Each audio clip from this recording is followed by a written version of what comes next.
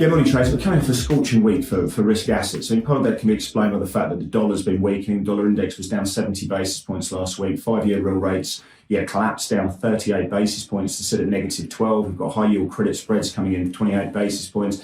The Nasdaq was up 4.4%, closing out what was a scorching July, up 12.6%, one of the best monthly gains there since April 2020. Gold was up 2%, and we saw Ethereum and crypto having quite a solid run there. Part of this can be explained by the liability side of the Fed's balance sheet. We have seen excess reserves held with them up 40 billion last week, and I think that certainly helped some risk assets on the idea of better liquidity. And I think the idea as well, the Fed moving to this kind of more flexible mindset makes life as a currency trader slightly easier, because bad data in the US is going to be bad for the dollar as rate hikes get priced out and yields fall, and effectively better data, good data coming through should increase the perception of rate hikes and the terminal rate as well. I think that's really interesting. If we've got the idea that the Fed can still raise 75 basis points in September as some of the data this week comes in strong. We've got about 57 basis points of hikes being priced at the moment. So we continue to watch real rates. We're watching tips, as I say, US dollar and 5-year part of the curve.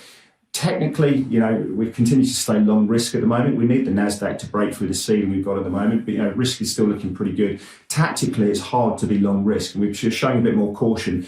The Fed is seeing inflation expectations moving up about 23 basis points last week, and we've seen financial conditions easing quite substantially last week as well, despite the 75 basis point hike. So what we're watching this week, we've got Fed speakers Loretta Mester and James Bullard. They'll be coming out this week, and they're two of the most hawkish members of the Fed. So if they're going to push back on financial conditions and see the dollar rally and equities roll over, these are the two to look at. Apart from that, ISM manufacturing numbers expected to ease off a little bit there. JOLTS, services ISM, and of course payrolls on Friday could be a big one. Outside of that, we've got an APAC meeting. It'd be interesting to see if there's any kind of news about additional supply. The Bank of England are expected to raise rates by 50 basis points. Not so sure they'd get that, but the pound could be an interesting one. And the RBA expected to raise rates by 50 basis points there as well. We're watching that September pricing at 37. So another big week. Trade at Pepperstone.